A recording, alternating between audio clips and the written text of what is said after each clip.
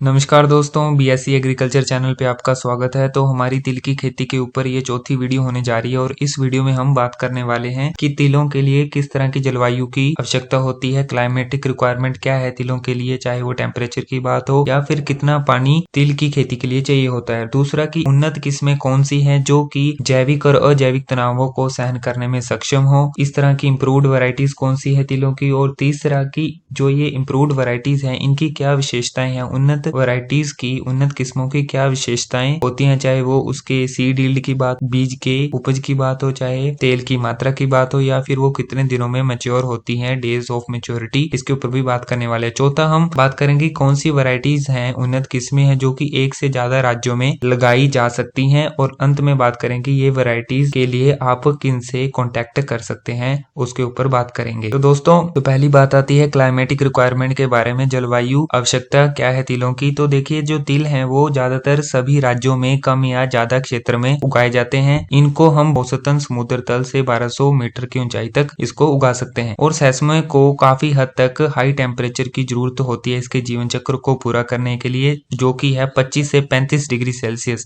लेकिन अगर temperature 40 degree Celsius या उससे अधिक चला जाता है गर्म हवाओं के कारण, तो इसका तेल की मात्रा जो इसमें वो कम होने लग जाती है, ऑयल कंटेंट रिड्यूस होने लग जाता है। और अगर टेम्परेचर 45 से भी ज्यादा चले जाए या फिर 15 डिग्री सेल्सियस से कम हो जाए तो इसकी उपज में काफी गिरावट देखी जाती है। और अगर पानी की बात करें तो ये बहुत ही ज्यादा संवेदनशील है। अत्यधिक पानी अगर खेतों के अंदर है, तो अगर पानी खेतों में खड़ता है, स्टैग्नेशन ऑफ वाटर होती है काफी समय तक, तो जो खेत में खड़ी हुई फसल है उसको कंप्लीटली अफेक्ट कर देगी। तो इसी कारण से अगर यूनिफॉर्म रेन खरीफ सीजन में होती है, अच्छी जिसका अच्छा वितरण है, उस तरह की बारिश होती है, तो हमें अच्छी फसल मिल सकती है। क्योंकि देखिए, लास्ट दशक है, जो लास्ट डिकेड है, लास्ट के 10 साल देखें तो उसमें काफी परिवर्तन मौसम में देखा गया है हमारे देश के अंदर। इस साल भी हमारे मॉनसून में महीने का अंतर देखा गया कि पहले बोला गया कि ये जून में आएगा, फिर जुलाई में पहुंचा। तो इस तरह की कंडीशंस देखी जा रही है, चेंजेस देखे जा रहे हैं मौसम के अंदर। तो इन वेदर कंडीशंस को सहन करने में, या फिर जैसे अनियमित और असमान रूप से जो बारिश का वितरण हो रहा है या रेनफॉल डिस्ट्रीब्यूशन हो रहा है, इरेगुलर और अनइवनली डिस्ट्रीब्यूशन हो रहा है, उससे डायरेक्टली इफेक्ट पड़ रहा है तिल की खेती के ऊपर। तो देखिए, जो ये अजैविक कारण है, यानी जैसे रेनफॉल है या क्लाइमेट है, ये एबायोटिक स्ट्रेसेस है, इनसे होता क्या है कि कंसिक्वेंटली परिणाम स्वरूप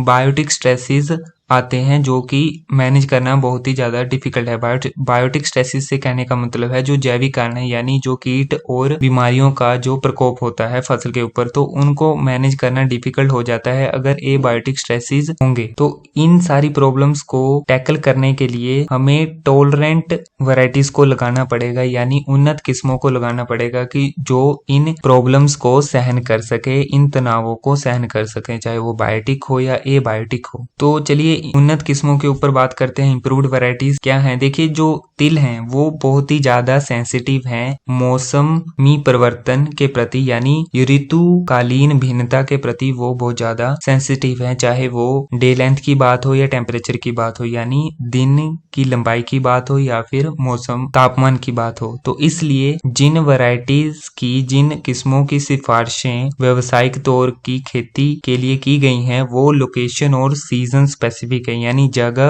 और मौसम के हिसाब से हैं। तो किसान सामान्यतः उन वैरायटीज को पसंद कर रहे हैं अलग अलग राज्यों में, जो कि प्रसिद्ध हैं अपने इन कैरेक्टर्स के कारण, इन वांछनीय गुणों के कारण, इन डिजायरेबल गुणों के कारण, जो कि है सीड कलर यानी बीज के रंग के कारण। दूसरा, resistance to biotic and abiotic stresses, यानी प्रतिरोधी क्षमता जैविक और अजैविक तनावों को सहन करने में। और तीसरा कि उन किस्मों का अच्छा मूल्य है मार्केट में, हायर मार्केट प्राइस है। तो इन गुणों के कारण फार्मर इन वैरायटीज को पसंद कर रहे हैं। तो राज्य के अनुसार जो किसान की पसंदीदा किस्में हैं वो आपको अपनी स्क्रीन के ऊपर दिखाई दे रहे होंगी। जैसे गुजरात की है गुजरात तिल 1, गुजरात तिल 2, 3, 4 एंड 10। उसी तरह मध्य प्रदेश और छत्तीसगढ़ की किस्में हैं TKG 21, TKG 22, 55। तो ये आपको स्क्रीन पे दिख रही होंगी। उसी तरह राजस्थान की हैं, महाराष्ट्र की, उत्तर प्रदेश की, तमिलनाडु, वेस्ट बंगाल बंगाल, ओडिशा,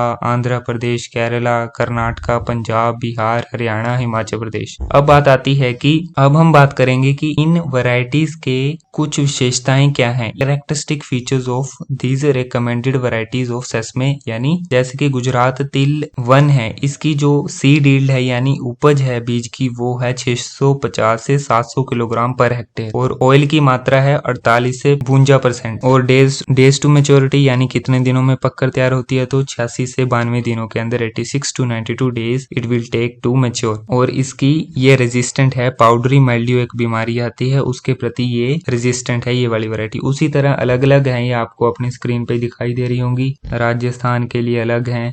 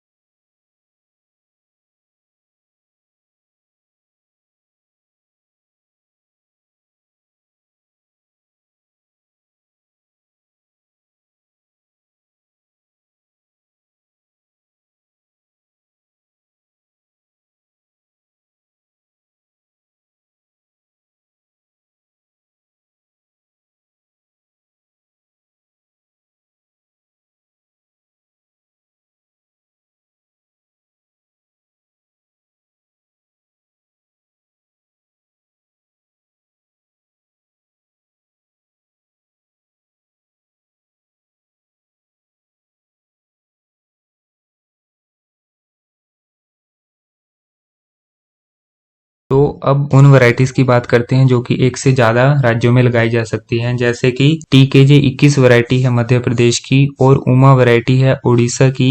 इसकी सिफारिश असम के लिए भी की गई है, असम में भी इसको लगा सकते हैं। उसी तरह छत्तीसगढ़ में शेखर वैरायटी जो उत्तर प्रदेश की है और अमृत वैरायटी जो उड़ीसा की है उसको भी लगा सकते हैं। उसी तरह आप देख लीजिए अलग अलग राज्यों में, झारखंड के लिए ये है PDKS 11 वैरायटी मध्य प्रदेश की, जम्मू कश्मीर के लिए ब्रजेश्वरी हिमाचल प्रदेश की भी लगा सकते हैं और नॉर्थ ईस्टर्न स्टेट्स के लिए TKG 21, TKG 22, TKG 55 varieties Madhya Pradesh की, ये सारी वैरायटीज लगा सकते हैं जो आपको दिखाई दे रही हैं। देखिए RT 340 है जो कि जिसकी सिफारिश हरियाणा के लिए भी, पंजाब के लिए, हिमाचल प्रदेश के लिए, गुजरात के लिए और जो भी इससे आसपास के लगते इलाके हैं, वेस्टर्न उत्तर प्रदेश है, महाराष्ट्र, कर्नाटका में भी, राजस्थान में भी इसको लगा सकते हैं। उसी तरह आप देख लीजिए अलग अलग वैरायटीज हैं। अब अंत में बात करते हैं कि इन वैरायटीज के बारे में आपको कहां से पता लगेगा, तो ये आपकी स्क्रीन पे दिखाई दे रहा होगा कॉन्टैक्ट नंबर और ईमेल आईडी, आप इनसे संपर्क कर सकते हैं। तो दोस्तों अगर आपका किसी भी तरह का सवाल है तो आप जरूर कमेंट कर दीजिए, हिचकिए मत। तो फिलहाल इस वीडियो में इतना ही, नमस्कार।